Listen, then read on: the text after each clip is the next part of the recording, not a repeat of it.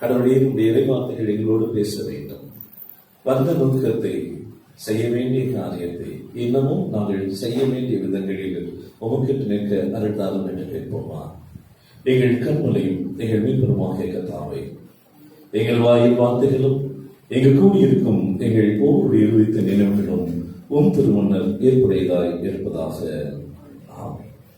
Christmas Christmas என்று சொல்லுகிற போதே உலகெல்லாம் உலகாகிலம் அடைந்து உள்ளமெல்லாம் பேருமையை கொண்டு ஒருவர்களுக்கெல்லாம் கிறிஸ்து பிறந்திருக்கிறார் என்கிற நற்செய்தியை அறிவிப்பதற்கு நாம் எப்போதும் ஆர்வத்தோடு மாத்திரமல்ல, வாழ்த்துக்களை பகிர்வது உள்ளத்தின் ஆழத்திலிருந்து நாம் மகிழ்ந்து கழிவுகிறோம். முன்பே தெரிந்த ஒரு அழகிய செய்தி உண்டு.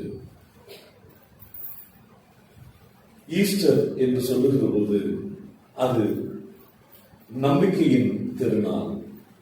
கிறிஸ்துமஸ் என்று சொல்லுகிற போது அது மகிழ்ச்சியின் திருநாள். இரண்டுக்கும் இருக்கிற வேறுபாடு. ஈஸ்டர் என்று சொல்லுகிற போது அது நம்பிக்கையை கொண்டாடுகிற ஒன்று. ஆனால் கிறிஸ்துமஸ் என்று சொல்லுகிற போது அது கொண்டாட்டத்தின் திருநாளாக இருக்கு. ஆகவேதான் வண்ண வண்ண உடைகளை அணிந்து மகிழ்கிறோம். ஆலயத்தை, இல்லத்தை அலங்கரித்து கொண்டாடுகிறோம்.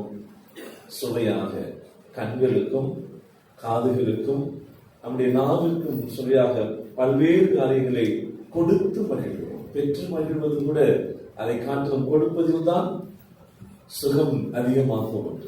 கொடுத்து கொடுத்து மகிழ்வதிலே இந்த கிறிஸ்துமஸ் நமக்கு எப்போதும் துணை இருக்கு. ஆகவே கிறிஸ்துமஸ் கொண்டாடுவதற்கு இதன் நற்செய்தி அறிவித்த போது அது எப்படி இருந்தது என்பதை நாம் வாசிக்க கேட்டோம். லூக்கா நற்செய்தி நூல் 2வது அதிகாரம் வாசிப்போம். 13ஆம் திருவாக்கியம். அந்த சனமே பரமசேனையின் திரள் அந்த தூதனுடனே தோன்றியது. எந்த சமயத்தில் தோன்றியது? ஒரு தூதன் விண்ணகத்திலிருந்து இறங்கி மண்ணுலகிற்கு வந்தார்.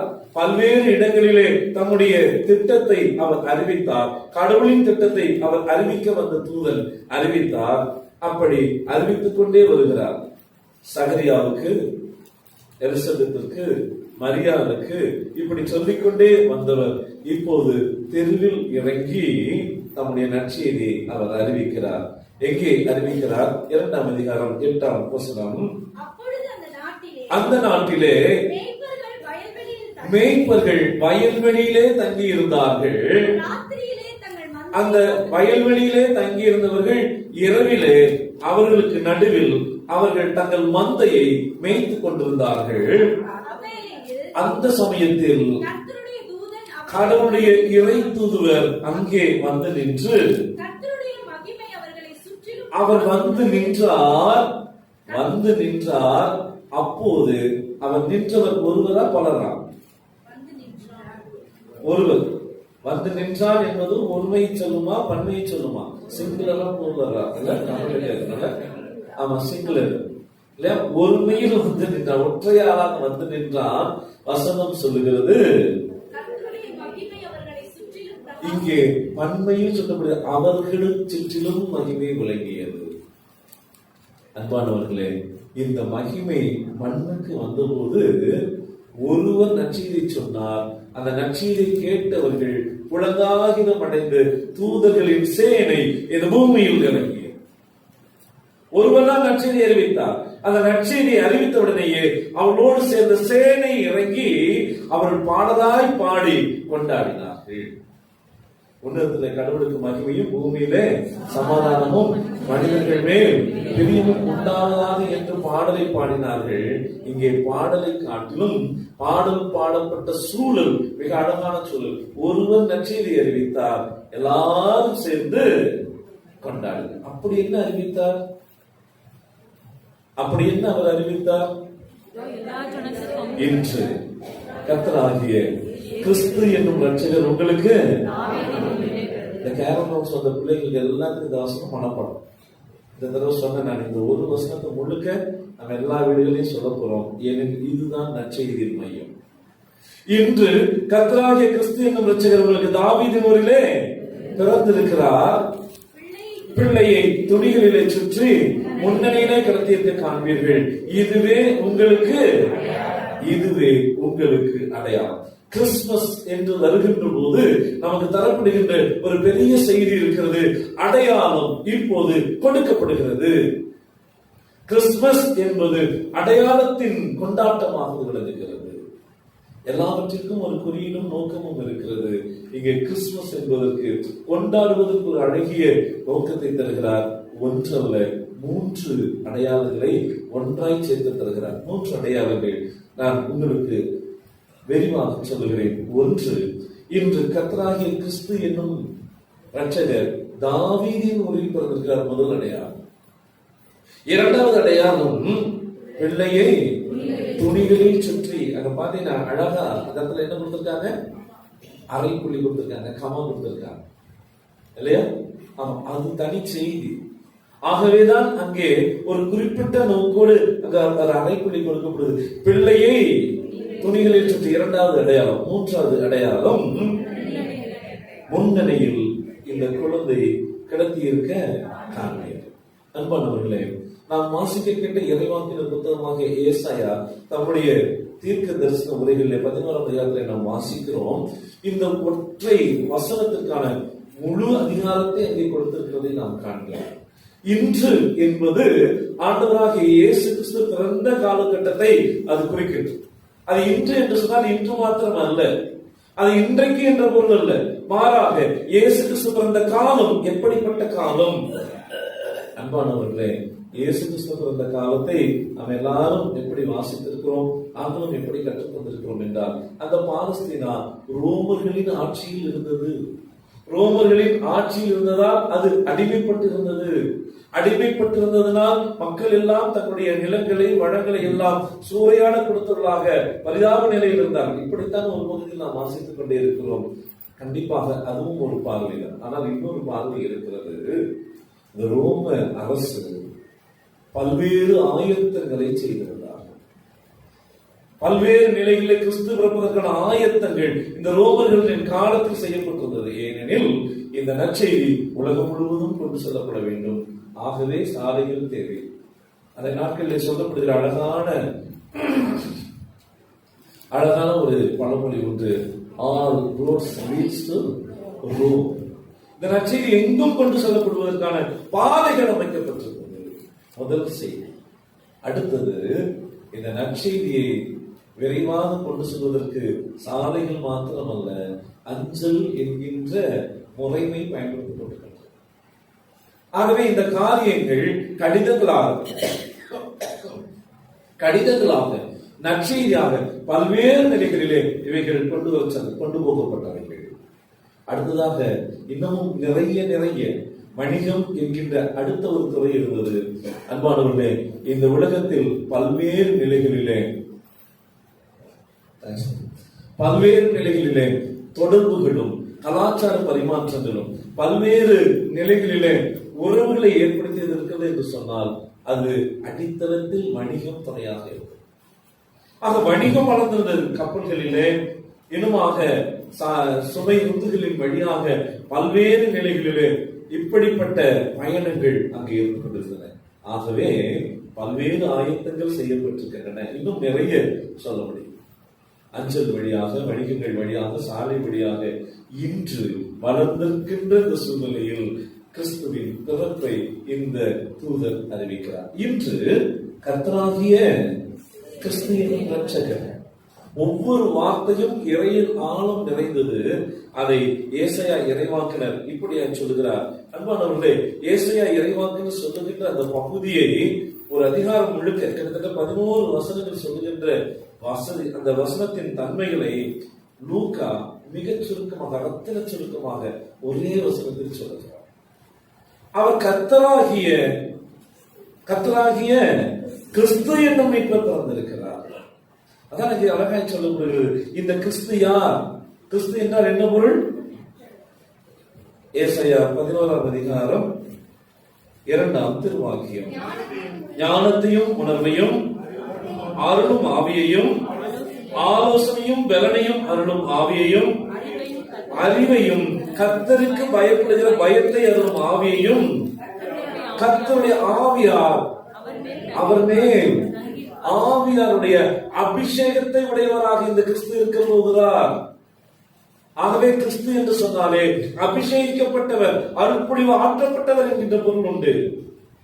என் அன்புக்குரிய திருச்சபையே, கிறிஸ்துவின் பிறப்பில் அறிவிக்கப்பட்ட செய்தி ஏசாயா இறைவாக்கினர் ஒரு வசனம் முழுக்க 2 வசனங்கள் அவர் எடுத்துக்கொள்கிறார். கர்த்தருக்கு பயப்படுதல் அவருக்கு உகந்த வாசனையாக இருக்கும் என்று சொல்கிற வரைக்கும் அங்கே சொல்லப்படுகின்ற செய்தி இருக்கிறது.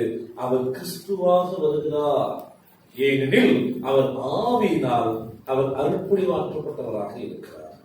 இன்று கர்த்தராகிய கிறிஸ்து, கர்த்தர் என்று சொன்னால் இன்னும் அழகிய பொருள் இருக்கிறது, அவர்தான் படைப்பாளர் என்று. ஆகவே படைப்பில் இருந்த ஆண்டவராகிய இயேசு கிறிஸ்து, படைப்பின் போதே பிதாவாகிய கடவுளோடு ஒன்றித்திருந்த ஆண்டவர், அந்த ஆண்டவராகிய இயேசு கிறிஸ்து இப்போது எப்படி வருகிறார் என்றால் கிறிஸ்துவாக வர இருக்கிறார். அடுத்த செய்தி வருகிறது, கர்த்தராகிய கிறிஸ்து என்னும் மீட்பர் வருகிறார். அவர்கள் மீட்பராக யாரை எதிர்நோக்கி இருந்தார்கள் என்றால் மேசியா என்கின்ற ஒருவரை அவர்கள் எதிர்நோக்கி இருந்தார்கள். அந்த மேசியா எந்த வழியில் வர வேண்டுமா? இன்று கர்த்தராகிய கிறிஸ்து என்று ரட்சகர் உங்களுக்கு தாவீதின் வழியில் அவர் பிறந்திருக்கிறார். தாவீதை நினைத்து, தாவீதின் வம்சத்தை நினைத்து, கிறிஸ்துவை நினைத்து, இன்னமும் கர்த்தரை நினைத்து ஒற்றை வரியில் ஏசாயா 11ஆம் அதிகாரத்தின் ஒட்டுமொத்த செய்தியை சுருக்க சொல்லுகிறார். ஈசாயி என்னும் அடிமரத்திலிருந்து ஒரு துளிர் தோன்றும், ஜெஸ்ஸியின் வம்சத்தில் ஒருவர் வர இருக்கிறார். இந்த ஜெஸ்ஸி தாவீதின் தந்தை. அந்த தந்தை தன்னுடைய வம்சத்தில் இப்படி ஒரு காரியம் நடக்கும் என்பதை குறித்து அவர் அறிந்திருக்கவே இல்லாத சூழ்நிலையில் தான் அதன் பிறகு அவர் காணுகின்ற காட்சியின்படி அல்ல, கடவுளின் காட்சியின்படி அவர் நடத்துகிறார் என்பதை ஈசாயின் காலத்திலேயே அவர் தெரிவித்திருக்கிறார். ஆகவேதான் இப்படி சொல்லப்படுகிறது. இன்று கர்த்தராகிய அருள்பொழிவாற்றப்பட்டவர் ஞானத்தினாலும் உணவினாலும் வரும் ஆவியையும் ஆலோசனையும் பலனையும் வருகின்ற ஆவியையும் கர்த்தருக்கு பயப்படுகிற பயத்தை அருளப்படுகின்ற ஆவியுடைய கிறிஸ்து வருகிறார். அவர் எப்படிப்பட்டவராக வருகிறார்? அவர் எங்கிருந்து வருகிறார்? தாவீதின் வம்சத்தில் வருகிறார். தாவீதின் வம்சத்தில் வருகிறார். ஏன் வருகிறார்? அவர் மேசியாவாக வருகிறார். ஆகவேதான் அந்த பகுதி பிற்பாடு சொல்லப்படுகிறது, அவர் ஆளுகை செய்கிறவராக வருகிறார். அவர் ஆளுகை செய்கிற போது எப்படி ஆளுகை செய்வார் என்பதை குறித்து இந்த பகுதி சொல்லுகிறது. 3ஆம் வசனத்தை வாசிப்போம். கர்த்தருக்கு பயப்படுதல் அவருக்கு உகந்த வாசனையாய் இருக்கும். இங்கே கவனியுங்கள், தாவீதின் சிங்காசனம் உருவாக்கப்படுகிற போதே நடக்கின்ற நிகழ்ச்சி. அவர் கண் கண்டபடி முடிவெடுப்பதில்லை. நியாயம் செய்வதுனா என்னது? முடிவெடுப்பது இல்லையா? நியாயம் செய்வது என்னது? முடிவெடும். அவர் கண் கண்டபடி நியாயம் தீர்ப்பதில்லை. சவுல் வருகிறார். சவுலை இனிமேல் அரசராக நீ வைத்திருக்க முடியாது. ஆனால் அந்த அருள்பொழிவை மாற்றவே முடியாது. ஆகவே சாமுவேல் பெத்லகேமுக்கு விருந்துக்கு வருவதை போல வருகிறார். வருகிறேன் என்று சொன்ன போது இந்த ஈசாயும் மற்றவர்களெல்லாம் கதிகலங்கி போய்விடுகிறார். என்னமோ தெரியவில்லை, தாவீதின் வம்சம் தலையெடுக்கிறது என்று சொன்னாலே எல்லாருக்கும் என்னாகி விடுகிறது? கதி கலங்கி விடுகிறார். அவருடைய கதியெல்லாம் கலங்கி போனவர்களாக இருக்கிறார். அவர் கேட்கிறார், நீங்கள் வருவது சுகம்தானா? அவர் சொல்லுகிறார், நான் வழியில வருகிறேன். ஆனா வந்த நோக்கம் கடவுள் ஒருவரை காட்டுவார், அவரை என்ன செய்ய வேண்டும்? அபிஷேகிக்க. ஆகவே கடவுள் காட்டுகிறவரை அடையாளம் காண்பதற்காக இந்த சாமுவேல் போகிறார். போகிற போது அவருடைய பிள்ளைகளை பார்த்து முடிவெடுக்கிறார். நன்றாக உயரமாக கம்பீரமாக காட்சியளிக்கிறார். இவன் தான் கடவுள் தெரிந்து கொள்ளப்பட்டவர் என்றார். ஏனெனில் அதற்கு முன்பு கண்கண்டபடி முடிவை எடுத்தார். சவுலுக்கு அவனுடைய தோளுக்கு கீழே எல்லாரும் இருந்தார்கள், அவன் தோளுக்கு மேல் ஒருவர் கூட இருக்கவில்லை. ஆகவேதான் இங்கே எப்படிப்பட்ட செய்தி வருகிறது? 3ஆம் வசனத்திலே நாம் வாசிக்கிறோம், அவர் தமது கண் கண்டபடி முடிவெடுக்கவில்லை. அவர் தம் கண் கண்டபடி முடிவெடுக்காமல் சிவந்த மேனியும் பார்ப்பதற்கு அழகிய தோற்றம் உடைய, ஆனால் அரசன் என்று சொல்கிறவன் கம்பீரமாக பார்க்கின்ற போதே பயத்தை உருவாக்குகிற அளவுக்கு தோற்றமுடையவனாக இருக்க வேண்டும் என்பதுதான் அன்று கண்கண்ட நியதி. ஆனால் தாவீதை உருவாக்குகின்ற போதே தன் கண் கண்டபடி முடிவை எடுக்காமல், தன் காது கேட்டபடி முடிவை எடுக்காமல், கடவுளின் சித்தப்படி முடிவை எடுத்துவிட்டவர் தாவீது. அந்த வம்சத்தில் வரப்போகிறவர் வருகிறார். இவ்வளவு பெரிய பகுதி, அதை இன்னும் நாம் ஆழ்ந்து படிக்கலாம். அது நிறைய தனி செய்தியாக. இந்த தாவீதின் வம்சத்தில் வருகிறவர் தான் எதிரும் புதிருமாக இருக்கிறவர்கள் ஒன்றாக வாழ வேண்டிய கிறிஸ்துவனுடைய இறையாட்சியின் மாதிரி அங்கே முன்னே வைக்கப் போகிறார். எப்படிப்பட்ட ஆட்சி அது? அது ஆட்சி என்பது எதிரும் புதிருமாக இருக்கின்றவர்கள் ஒன்றாக இருப்பது. எவர்கள் வாழ்வை அழிக்க வேண்டும் என்று நினைக்கிறார்களோ அவர்களுக்கு நடுவில் வாழ்வை இழந்தவர்கள் ஒன்று கூடி வாழ்கின்ற மன மகிழ்ச்சி. அது எப்படி சாத்தியமாகும்? இஸ்ரேலுக்கும் காசாவுக்கும் நடுவே நடந்து கொண்டிருக்கக்கூடிய ஹமாஸுக்கும் நடுவே நடந்து கொண்டிருக்கிற போர் சூழலில் தான் இப்போது நாம் புரிந்து கொண்டிருக்கிறோம் இந்த கிறிஸ்துவுக்கு எங்கே இடம் இருக்கிறது. ஆனால் கிட்டத்தட்ட 3 ஆண்டுகளுக்கு முன்பே இந்த நாளுடைய தலைப்பை இந்த திருச்சபை மாமன்றம் நமக்கு தந்திருக்கிறது. Christmas finding space for the Prince of Peace. கடந்த சில வாரங்களுக்கு முன்பு வெள்ளூர் பேராயத்தின் பேராயர் இப்படியாய் கிறிஸ்துமஸை குறித்து சொல்லியிருந்தார். இந்த ஆண்டுக்குடில் இடிபாடுகளுக்கு இடையே கிறிஸ்துவின் குழந்தையை தேடுதல். இடிபாடுகளுக்கு நடுவில் கிறிஸ்துவின் குழந்தையை தேடுதல். நாம் மதம் சார்ந்து அல்லது பல்வேறு நிலையில் அடையாளம் சார்ந்து எல்லோரும் இஸ்ரேலை நாம் ஆதரித்துக் கொண்டிருக்கிறோம். ஆனால் இஸ்ரேலிய பாலஸ்தீன மக்கள் சொல்லுகிறார்கள், நாங்கள் என்ன பாவம் செய்தோம்? நீங்கள் வந்து உங்களுக்கு என்று ஒரு நாடு வேண்டுகளுக்கு இடம் ஒதுக்கி தந்தோம், எங்களை இடமில்லாதவர்களாக ஆக்கிவிட்டீர்களே. Finding space for the Prince of Peace. அமைதியின் இளவரசனுக்கு இடத்தை தேடுவதாக ஆண்டவர் நினைக்கிறார். கொஞ்சம் யோசித்து பார்த்தால் ஆச்சரியமாக இருக்கிறது. அதெல்லாம் ஆண்ட பரம்பரை என்று சொல்லி பீற்றுக் கொள்கிறோம் பல சமயங்களில். எல்லாருமே கிட்டத்தட்ட நாம் சொல்கிறோம், நாங்கெல்லாம் எங்க காலத்துல அல்லது வரலாறு சொல்கிறது எங்கள் முன்னோர்களாம் யாருங்க? ஆண்ட பரம்பரை. என்ன பேரு இல்லையா என் அன்பானவர்களே? அப்படிதான் தாவீதின் வம்சத்தில் வந்து யோசேப்பு என்ன பரம்பரை? ஹலோ, இவ்வளவு சத்தம் போட்டு தூக்கம் வருதா? ஈசாயின் வம்சத்தில் தாவீதின் வம்சத்தில் வந்தவர்தான் யோசேப்பு. இவரும் யாராக இருக்க வேண்டும்? ஆனால் வசனம் சொல்லுகிறது, லூக்கா 2வது அதிகாரத்தில் நாம் வாசிக்கிறோம். எப்படியா இருக்கிறாராம்? வாசித்து பாருங்கள்.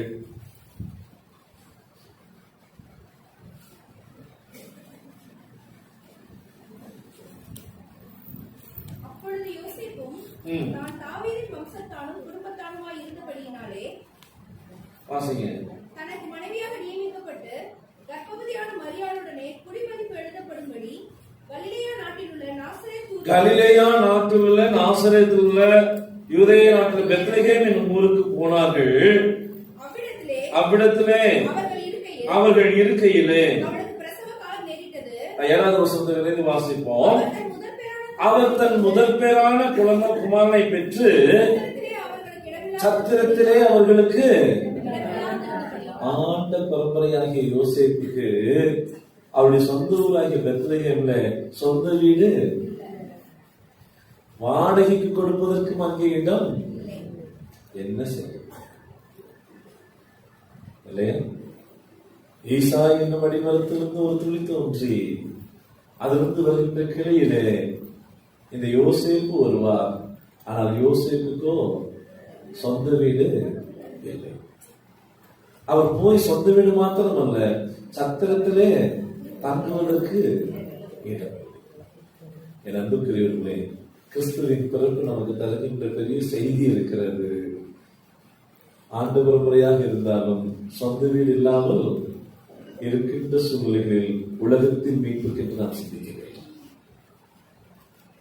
எனக்கு சொந்த வீடு இல்லை, ஆனால் அங்கே போகிற போது வாடகைக்கு கூட இடம் கிடைக்க இல்லாத சூழ்நிலை. எங்கேயும் இடம் இல்லாவிட்டாலும் கூட ஒட்டுமொத்த உலகமும் வாழ்ந்திட வேண்டும் என்கின்ற தரிசனத்தை நோக்கி நாம் நகர்ந்தார்கள். கிறிஸ்துமஸ் தருகிற அவருக்கு பெரிய செய்தி அந்த செய்தி. நான் நிற்பதற்கு இடம் இல்லை, ஆனால் எல்லாரும் நிற்பதற்கான இடத்தை நான் உருவாக்குவதற்கு அர்ப்பணிக்க வேண்டும். யோசேப்பு அவர் தங்குவதற்கு சொந்த வீடு இல்லை. அவர் போகிறார். நாசரத்திலிருந்து கலிலேயா என்பது 20 கிலோமீட்டர் தொலைவு.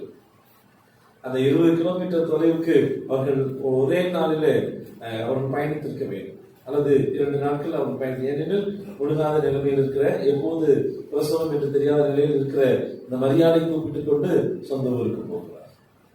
ஆனால் வரலாற்றில் சொந்த ஊரில் போய் சென்சஸ்ல குடிமதிப்பில் தன்னுடைய பெயரை பதிவு செய்ய வேண்டும் என்கின்ற குறிப்புகள் காணப்படவில்லை. ஆனால் இந்த யோசேப்பு அவர் அங்கே போகிறார் என்கிற செய்தி மட்டும் நமக்கு கிடைக்கிறது.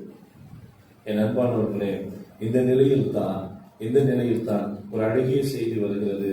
தாவீதின் ஊரில் பிறந்திருக்கிறார். அடுத்த செய்தி என்னது? பிள்ளையை துணிகளிலே சுற்றி.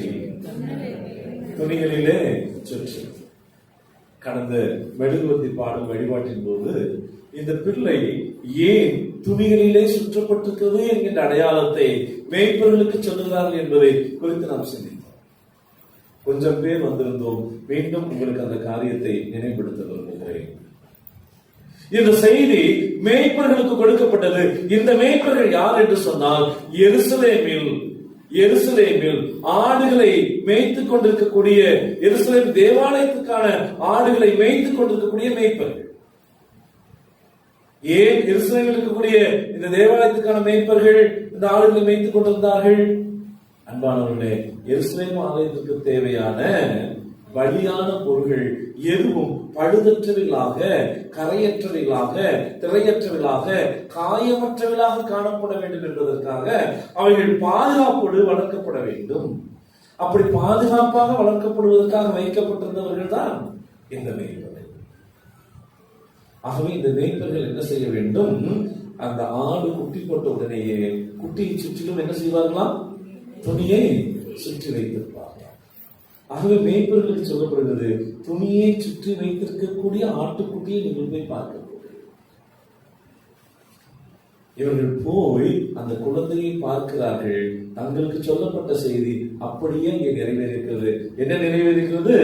பிள்ளை துணிகளிலே சுற்றப்படுகிறது. இந்த பிள்ளை துணிகளிலே சுற்றப்பட்டிருக்கிறது என்பது நாங்கள் பலி செலுத்துவதற்காக வைக்கப்படுகிற ஆட்டுக்குட்டிகளை, இன்னமும் இந்த கால்நடைகளை அவற்றை என்ன செய்வோம்? துணிகளை சுற்றி பாதுகாப்போம். எதற்காக? இவைகள் கடவுளுக்கென்று திருப்பலியாக கொடுக்கப்பட போகிறவைகள். ஆகவே அவர்கள் பார்த்த உடனே உணர்ந்து கொண்டார்கள், ஓ, இந்த ஆட்டுக்குட்டை தான் கடவுளுக்கென்று பலியாக செலுத்தப்பட போகிறதோ. என் அன்பானவர்களே, இதே காட்சி அன்றுதான் இயேசு கிறிஸ்து சிலுவையில் மரித்த பின்பு அவருடைய உடலை என்ன செய்தார்களாம்? துணிகளிலே சுற்றி வைத்திருந்தார். அங்கேயும் இலவசம், இங்கேயும். இங்கே வாங்கியிருப்பதற்கான வாய்ப்பு இல்லை. இவர் எதிர்நோக்கி அவர் சென்றிருப்பதற்காக அந்த காட்சி தோன்றவில்லை. ஆகவே இங்கேயும் இலவசம், அங்கேயும் இலவசம். அடுத்ததாக சொல்லப்படுகிறது, முன்னணியிலே கடத்தி இருக்க காண்பீர்கள், இதுவே உங்களுக்கு அடையாளம். அதுக்கு முன்னாடி சொல்லப்படுகிறது, பிள்ளை துணிகளில் சுற்றி இருப்பது என்பது இவரே மீட்பராக வந்திருக்கிறார். அடுத்த செய்தி வருகிறது. இந்த கிறிஸ்துவின் பிறப்பு நமக்கு தருகின்ற பெரிய செய்தி என்ன?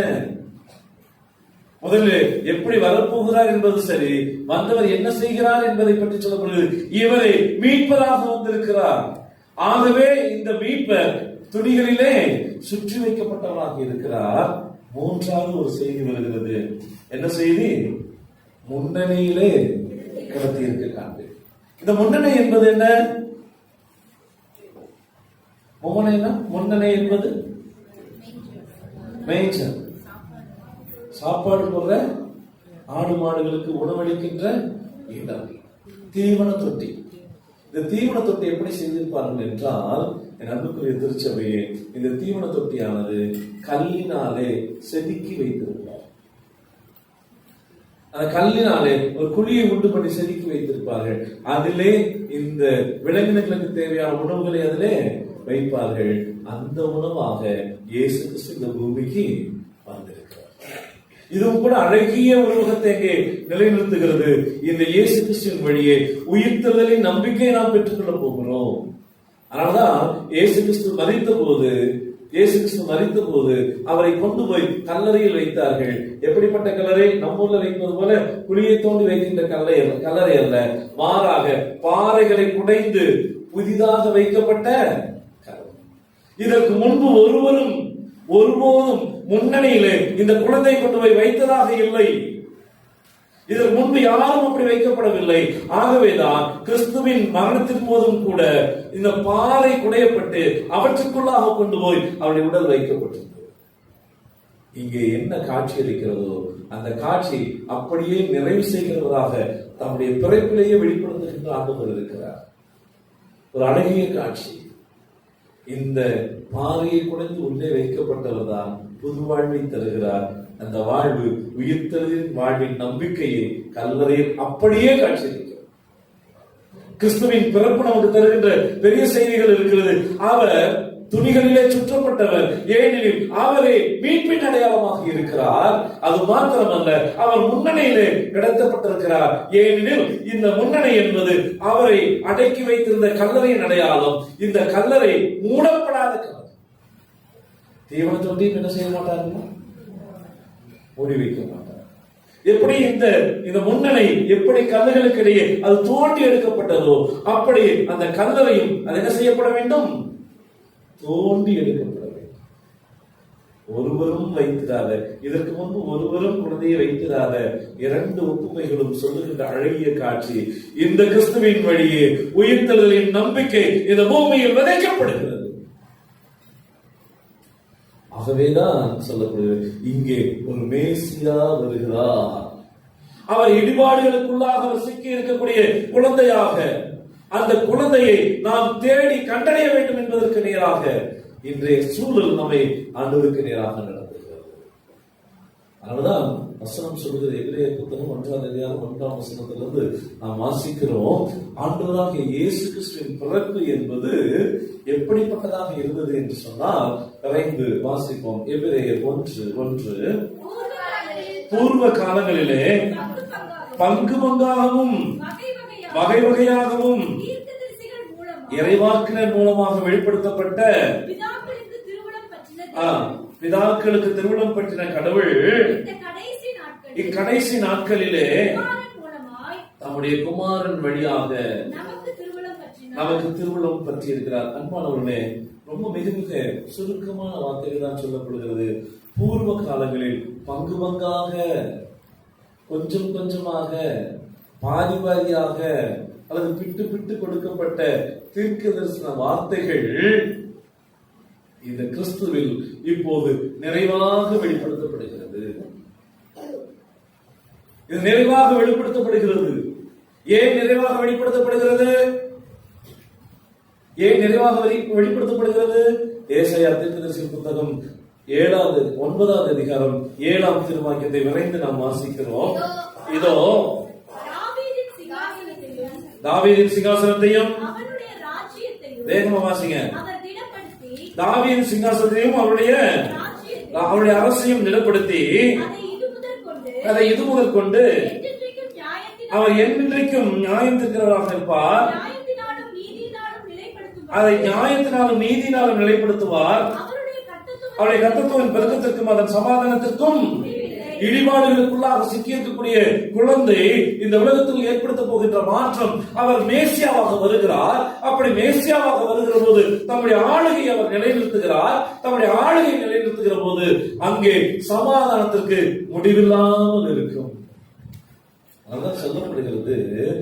சங்கீதங்கள் 85ஆம் சங்கீதம் 10ஆம் திருவாக்கியம் இப்படி சொல்கிறது, நீதியும் சமாதானமும் ஒன்றையொன்று என்ன செய்யுமா? ஒருமுறை கல்லூரியில் இதை பற்றி பேசுகிற போது ஒரு நண்பர் சொன்னார், அப்படின்னா கொஞ்ச நேரம் தான் இருக்குமோ? நீதியும் சமாதானமும் ஒன்றையொன்று மொத்த சேர நேரம் எவ்வளவு நேரம்? குழந்தைகளுக்கு உமா கொடுக்குறது எவ்வளவு நேரம்? ஹலோ, இந்த காலையில பிரசங்கம் பண்றதுல எங்களுக்கு பெரிய சபதான். நான் இங்க வேத்து போட்டு நின்று பிரசங்கம் பண்ணிட்டு இருக்கிறேன். அங்க உள்ள நின்று அதுக்கு மேல ஏதாவது கொஞ்சம் உள்ள ஏற்பாடு பண்ணிருக்கலாம், கொஞ்சம் கருணை காட்டுங்க. அந்த ஃபேன் ஓடுது, வேற ஒன்றும் அங்கேயும் சரி இங்க வந்தா ஃபேனுக்கு எல்லாம் நிக்கிறோம்னு நினைச்சேன்.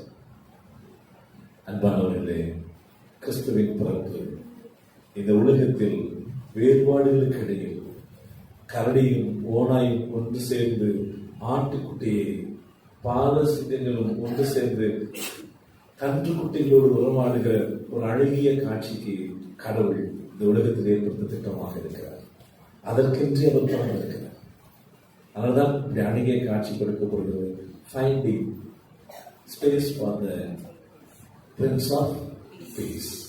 வேறுபாடுகளுக்கு இடையில் இந்த அமைதியின் இளவரசருக்கான இடத்தை நாம் வேண்டுகிறோம். அவர் தாவீதின் வம்சத்தில் பிறந்தவர்.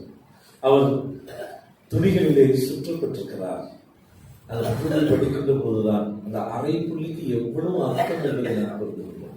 அந்த அரை புள்ளிக்கு ஏராளமான ஆண்டுகள் பயணிக்க வேண்டியதாக இருக்கும். ஆரோனிடம் கொடுக்கப்பட்ட ஆசாரியத்துவம், ஆரோன் வழியாக கொடுக்கப்பட்ட அந்த ஆசாரியத்துவம் மீட்பை காண்பதற்கு, கிறிஸ்துவில் மீட்பை காண்பதற்கு கிட்டத்தட்ட 800 ஆண்டுகள் அந்த அரைப்புள்ளி கடப்பதற்கு நேரம் ஆயிடுச்சு. அந்த அரைப்புள்ளி போறதுக்கு எவ்வளவு நேரம்? 800 ஆண்டுகள் ஆயிடுச்சு. கிட்டத்தட்ட 1200 ஆண்டுகள் அவர் பயணிக்க வேண்டியதாக இருந்தது. ஏசாயின் இந்த இறைவாக்கினர் இந்த இறைவாக்கு உரைத்த பிறகு 800 ஆண்டுகள் தரிசனத்திற்காக காத்திருக்க வேண்டியிருந்தது. அன்புக்குரியவர்களே, அந்த 800 ஆண்டுகள் 1200 ஆண்டுகள், அதன் பிறகு 7000 ஆண்டுகள், கிட்டத்தட்ட 32 நூற்றாண்டுகளை கடந்த நிலையில் கிறிஸ்துவின் பிறப்பு இப்போதும் நமக்கு முன்பாக சவால்களை வைத்துக் கொண்டே இருக்கிறது. கிறிஸ்துவை சமாதானத்திற்கிடையில் நாம் காண முடியுமா? இடிபாடுகளுக்கு நடுவில் இருக்கின்ற சூழ்நிலைகளுக்கு நடுவிலே அதிகாரங்கள், ஆட்சியாளர்கள் இனமாக பல்வேறு விதமான ஸ்ட்ராட்டஜி என்று சொல்லப்படுகின்ற குறிப்பேடுகள் பல்வேறு சூழ்நிலையில் காணப்படுகின்ற நிலைகளிலே இவற்றுக்கு நடுவில் உண்மையான கிறிஸ்துவை கொண்டாடுவதற்கு இந்த உலகத்தை ஆயத்தப்படுத்த நீங்களும் நான் படைக்கப்படுகிறது. கிறிஸ்துவின் பிறப்பு ஈசா என்கின்ற அடிமரத்திலிருந்து வந்தவர் தனக்கு சொந்தமே இல்லாத சூழ்நிலையில் எல்லாருக்கும் இந்த உலகை சொந்தமாக ஆக்குவதற்கு இந்த யோசேப்பு தன்னை அர்ப்பணித்தார். கொஞ்சம் நகைச்சுவையாகத்தான் இருந்தது அதை வாசிக்கின்ற போது. ஆண்ட பரம்பரைக்கு சொந்த வீடு இல்லை, ஆனால் அத்தனை பேரும் நிலையான வீட்டுக்கு ஆயத்தப்படுத்துவதற்கு இந்த யோசேப்பு தன்னை அர்ப்பணித்திருந்தார். எத்தனை பிரச்சனை யோசேப்பு! அவமானங்கள், குழப்பங்கள், என்ன செய்ய போகிறோம் என்று முடிவெடுக்க முடியாத சூழ்நிலைகள். ஆனால் துணிந்து முடிவெடுத்தார்கள். கிறிஸ்து இந்த உலகத்தில் பிறந்தார். நாம் துணிந்து முடிவுகளை எடுக்கிறோம். நமக்கு ஒருவேளை போதுமான இடம் இல்லாமல் இருக்கலாம். நமக்கு ஒருவேளை நாம் சரியான பாதையில் பயணிக்கிறோமா என்பது கூட தெரியாமல் இருக்கலாம். ஆனால் எப்படிப்பட்ட சூழ்நிலைகளும் கடவுளுடைய தூதர்கள் நம்முடைய இடைப்பட்டுக் கொண்டே இருக்கிறார்.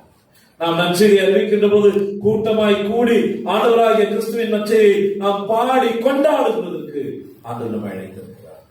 கண்களை மூடுவோம். அந்த சமூகத்தில் நாம் அத்தனை பேரும் எழுந்திருப்போம். இந்த நற்செய்தியை அறிவிக்காமல் இருந்து விட்டால் நான் கிறிஸ்தவனே இல்லையே சுவாமி. எல்லாரும் எழுந்திருப்போமா? எல்லாரும் எழுந்திருப்போம். மீண்டும்